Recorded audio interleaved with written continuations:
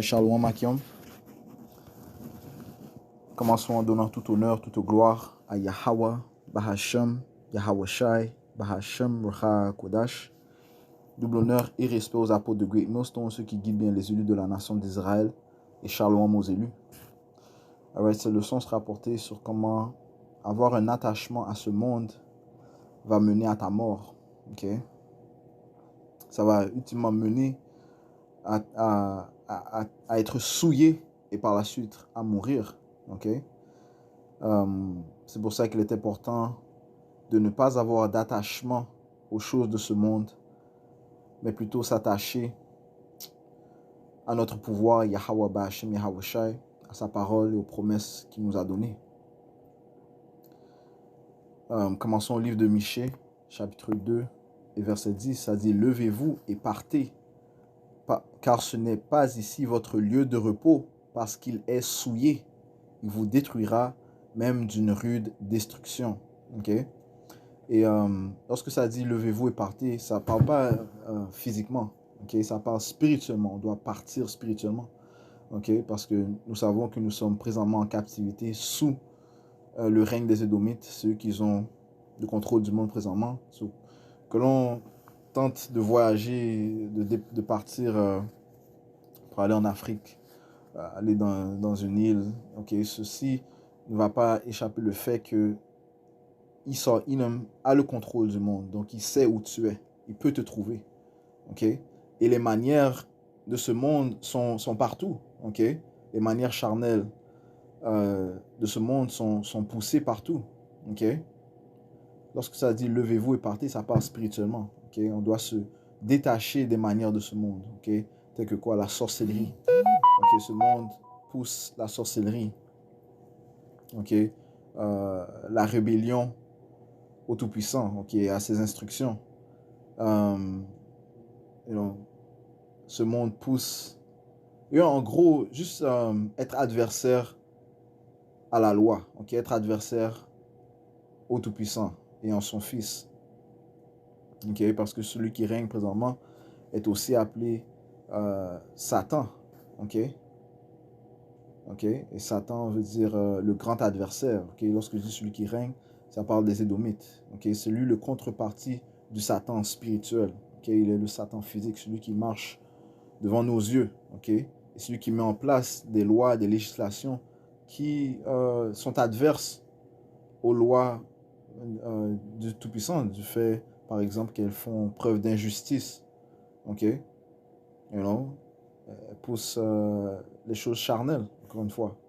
Ouais, on doit partir de ce monde, partir des manières de ce monde. Ok, se détacher et non être attaché. Je continue car ce n'est pas ici votre lieu de repos parce qu'il est souillé. Ceci n'est pas notre lieu de repos. Notre lieu de repos est le lieu qui a été promis à nos ancêtres, ok, la terre d'Israël. Ok, mais ce lieu de repos ne sera donné qu'à la venue de notre Sauveur Yahweh Shai. Okay? So, encore une fois, ce n'est pas en partant physiquement dans une terre lointaine qu'on obtiendra le repos. Okay? Non, le repos, ultimement, c'est avoir la paix. Et comment est-ce qu'on obtiendra la paix?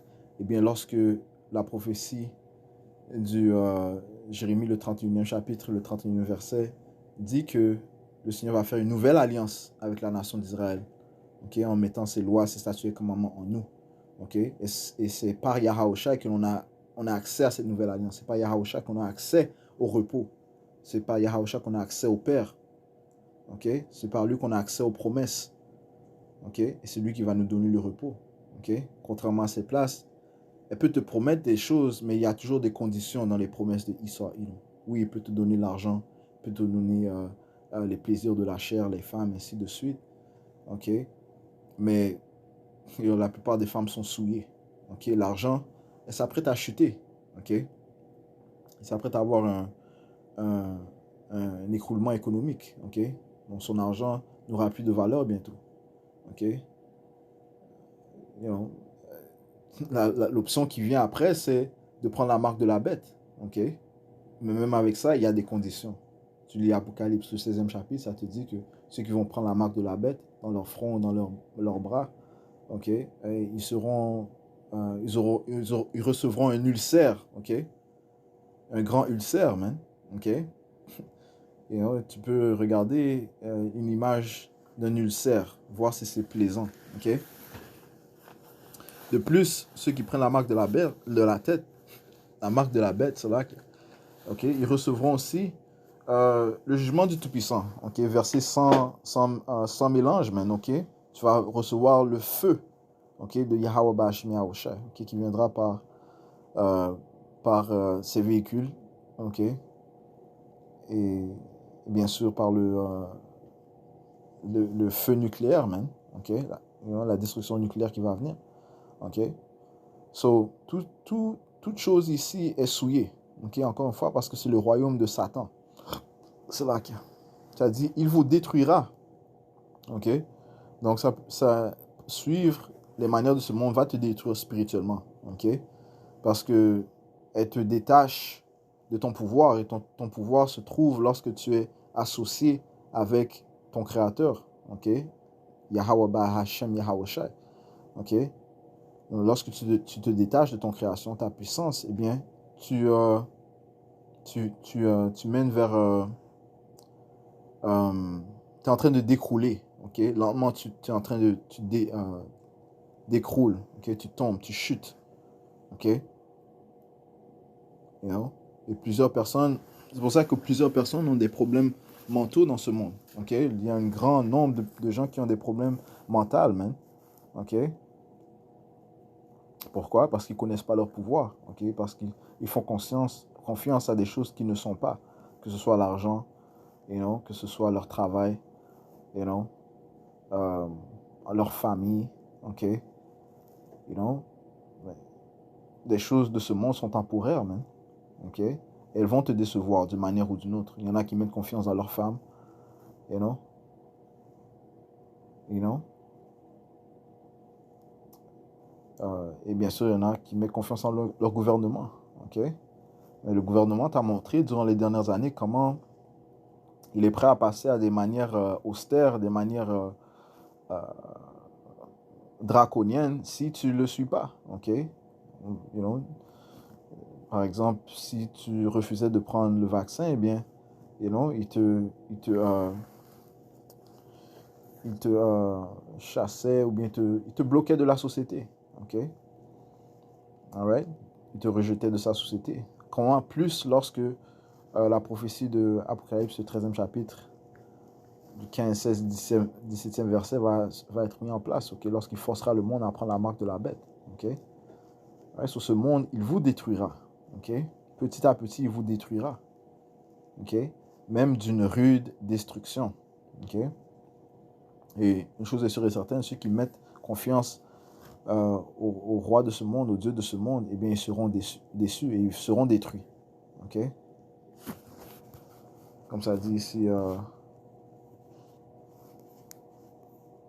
le livre d'Isaiah 13, verset 15, ça dit quiconque sera trouvé sera transpercé. Tous ceux qui seront joints avec lui sera transpercé. Et quiconque est joint à eux tombera par l'épée. Ok, beautiful. Quiconque est joint à eux tombera par l'épée. Ok.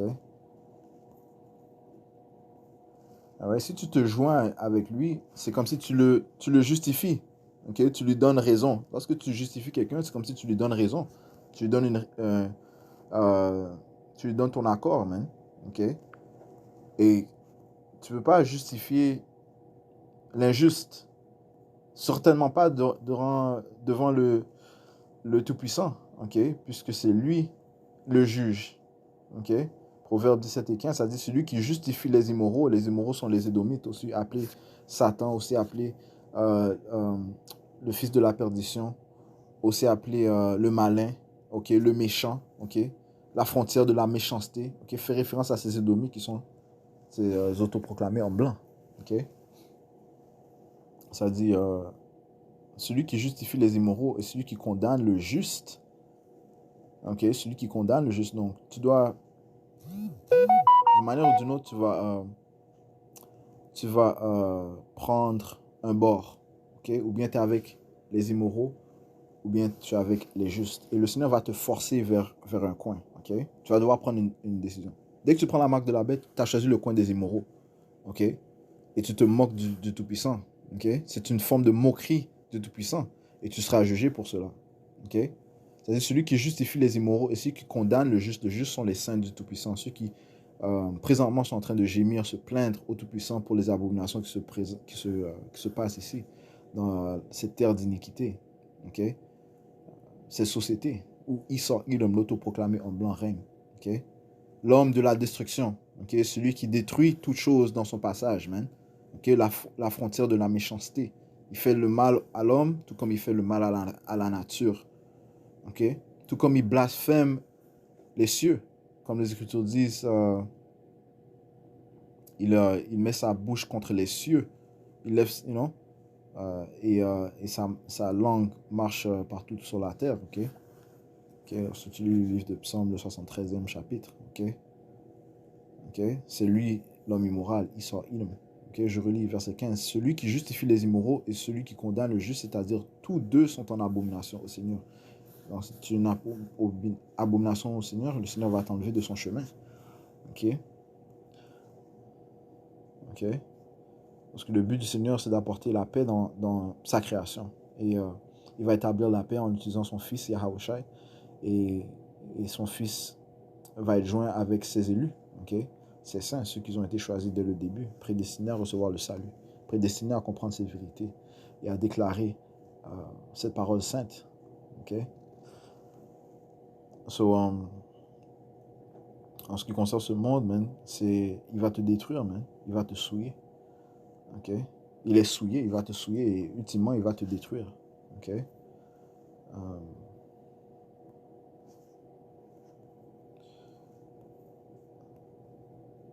So, malheur à ceux qui croient en ce monde. Ok? Allons dans le livre d'Isaiah. Je ne me trompe pas, c'est verset 28.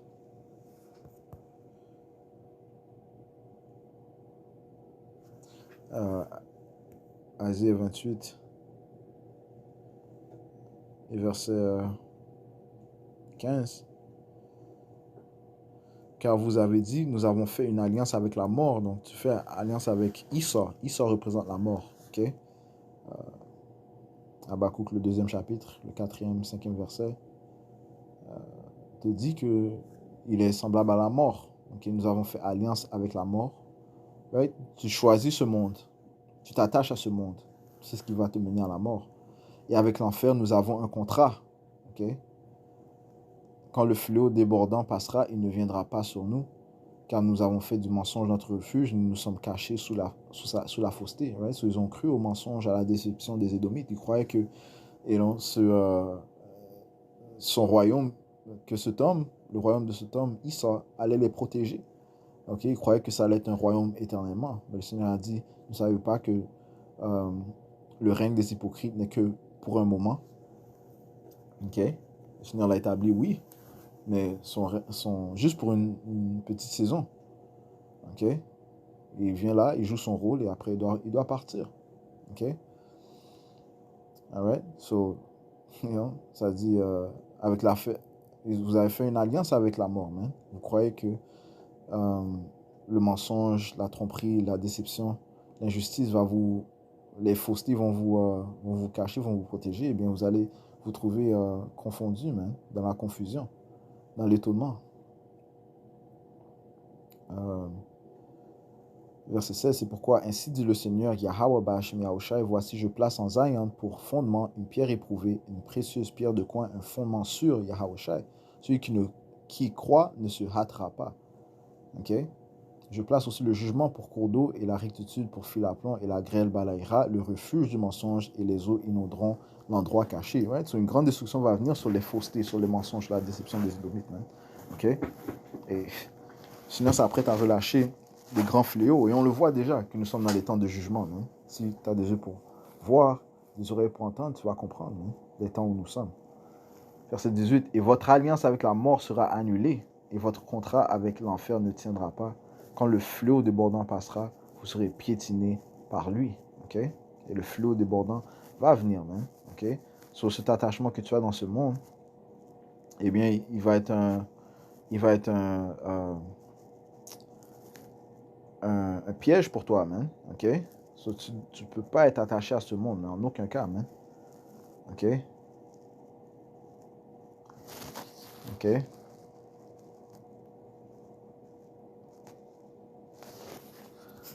Right? Et on a un exemple de certaines personnes qui avaient un attachement à un monde inique, man. OK? Notamment la femme de Job et ses 2 filles. OK? Ils avaient un attachement à un royaume inique, man.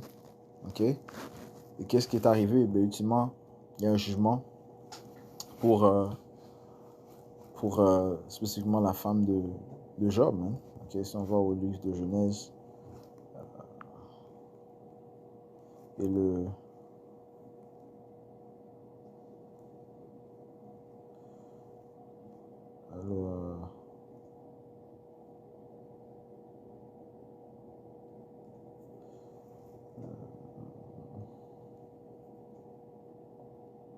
15e verset.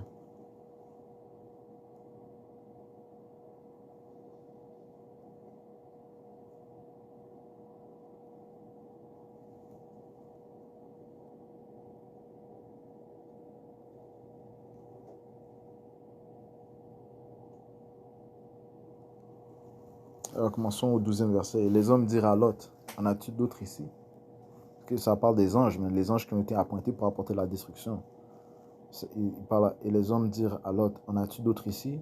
Gendre, et tes fils et tes filles, et tout ce que tu as dans la ville, amène-les hors de ce lieu, car nous allons détruire ce lieu, parce que leur cri s'est accru devant la face du Seigneur, et le Seigneur nous a envoyés pour le détruire. Ok? Sautons au 16e verset. Verset 15. Et quand le matin se leva, les anges hâtèrent Lot, disant, lève-toi, prends ta femme et tes 2 filles, qui sont ici, de peur que tu ne sois consumé dans l'iniquité de la ville.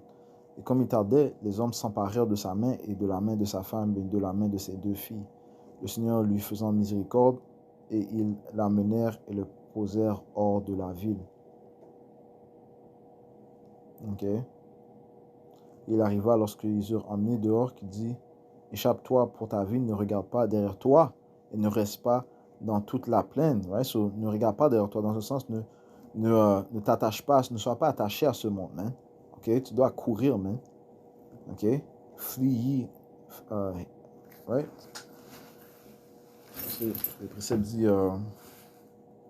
à toi de courir de ces places, man, d'échapper ces places, man. You know?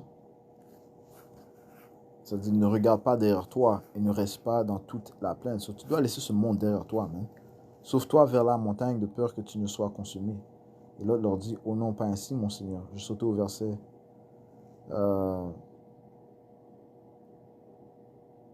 verset 22. À toi de t'y sauver. Je ne puis rien faire jusqu'à ce que tu y sois venu. Et c'est un bon chapitre à lire. Je conseille de lire ce chapitre. Ça dit, c'est pourquoi le nom de la ville est appelé Zoar. So, ultimement, Lot a fui dans la ville appelée Zoar. Okay? Il a fui de Sodome. Okay, verset 23, ça dit, le soleil était levé sur la terre lorsque Lot entra dans Zoar. Alors le Seigneur fit pleuvoir du ciel sur Sodome et sur Gomorrhe du soufre et du feu de la part du Seigneur. Il renversa ces villes et toute la plaine et tous les habitants des villes et ce qui poussait sur le sol, right? La végétation. Okay? Tout fut devenu un désert, man. Il y avait juste du sulfure qui restait là-bas, man. Okay? Je relis verset 25. Il renversa ces villes et toute la plaine et tous les habitants des villes et ce qui poussait sur le sol. Et Sodome et Gomorrhe est un exemple de ce qui va arriver en Amérique, man. Okay? Elle sera détruite ultimement, man. Utterly. Okay? Complètement, elle sera détruite, man. Okay? Elle deviendra un étang de feu. Verset 26. Mais sa femme regarda en arrière de lui. Right? C'est aussi le point. Okay? Mais sa femme, la femme de l'autre, regarda en arrière de lui. Pourquoi? Parce qu'elle avait un attachement avec ce monde, man. Okay? Elle avait un attachement. Elle n'avait pas de foi. Okay? Et elle devint un pilier de sel. Okay? Elle est devenue un pilier de sel, man. Okay? En d'autres mots, elle a péri, man. Okay? À cause de son manque de foi, à cause de son attachement à des choses iniques, des choses charnelles. Okay? Les manières de Sodome, c'était leur culture était une culture grotesque, ok, abominable, ok, encore pire que, bon, pas pire que l'Amérique, mais l'Amérique est encore pire, man. So, ceux qui sont attachés à l'Amérique, man, vous, vous allez périr, man, ok. La femme de Lot est un exemple, ok, d'une personne qui était attachée à ce monde, man. Et même, matter of fact, je vais sortir ce précepte. Euh,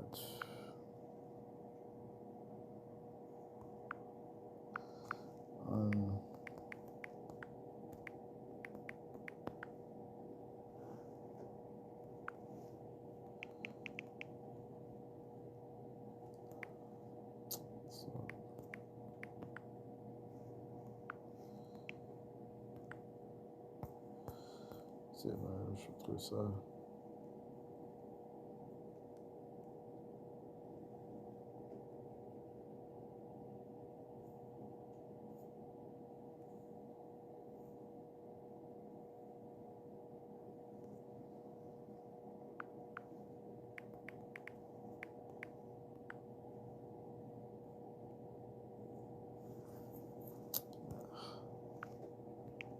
C'est là, ok. C'est fait. Ouais.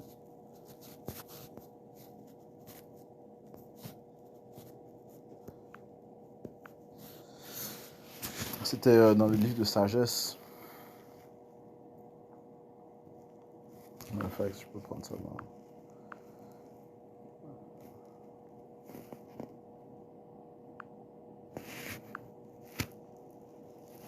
Sagesse, chapitre 10. Et verset 7, ça dit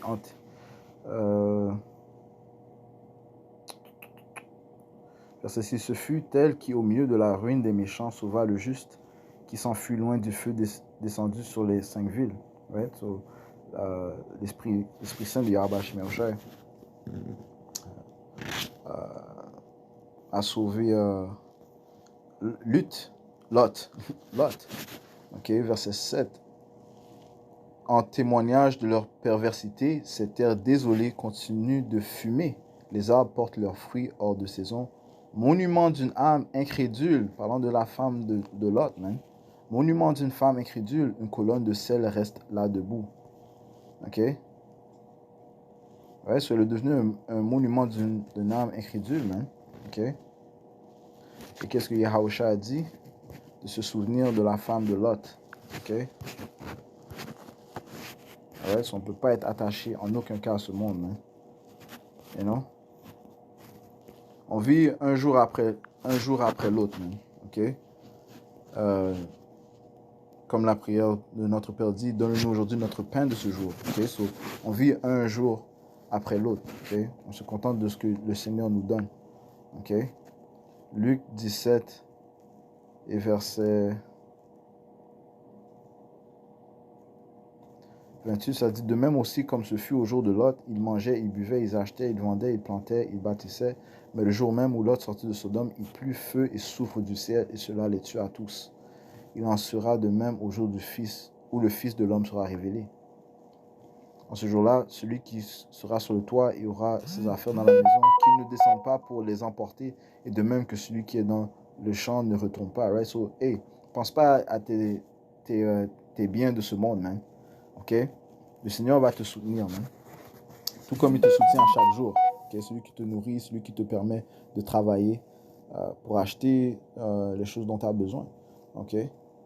La même chose va se produire dans le jour du trouble. Le Seigneur va nous soutenir, man. Il va nous donner ce dont on a besoin.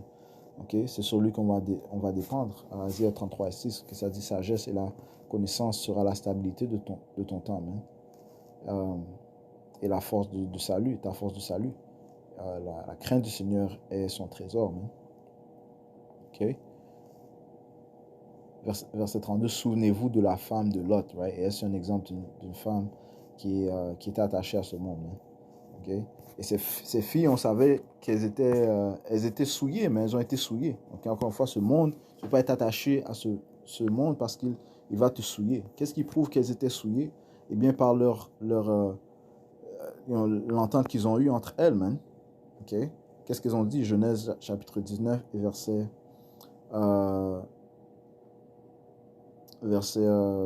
30, ça dit, et Lot monta hors de Zour et demeura dans la montagne, et ses 2 filles avec lui, car il avait peur de demeurer dans Zour, et demeura dans une caverne, lui et ses 2 filles. Et l'aîné dit à la plus jeune, notre père est âgé, et il n'y a pas d'homme sur la terre pour venir vers nous, selon la manière de toute la terre, right? Soit un autre mot pour coucher avec elle.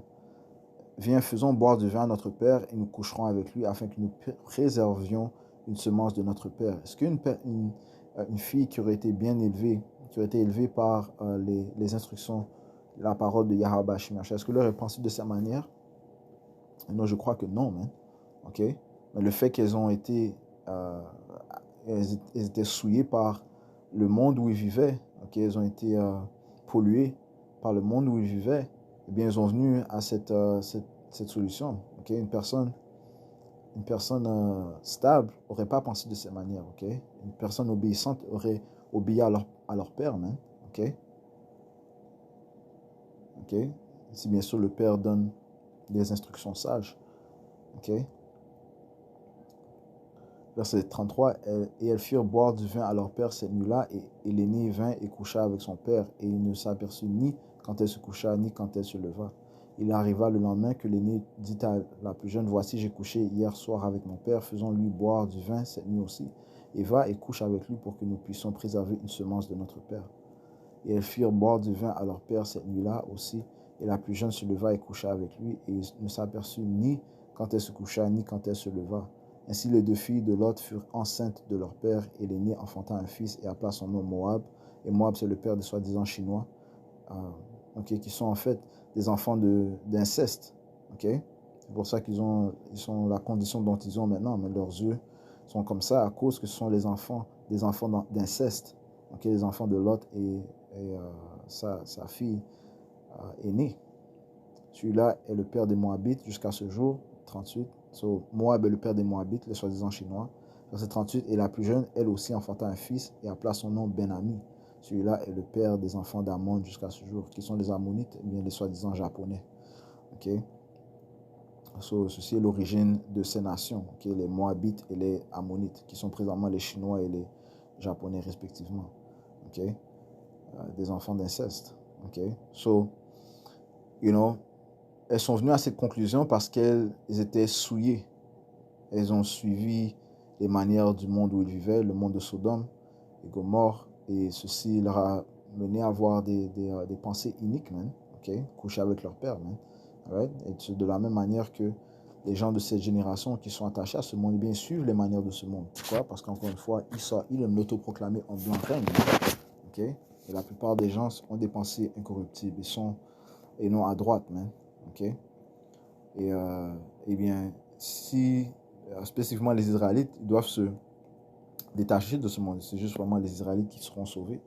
C'est pour ça qu'on Yahweh Shemyash, par ses prophètes, appelle son peuple, de partir de ce monde, hein, spirituellement, quitter ce monde, quitter les manières de ce monde, hein, parce qu'elle vous détruira. Et ultimement, si tu ne te détaches pas de ce monde, eh bien, c'est la destruction qui va venir. Et right?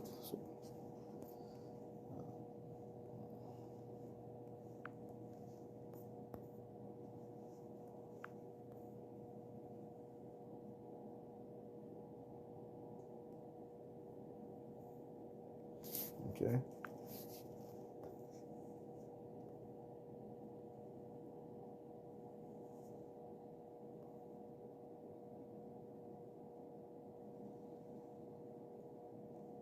Ouais, hey, je conclue en donnant tout honneur, toute gloire à Yahweh, Bahasham, Yahweh Shai, Bahasham Recha Kudash.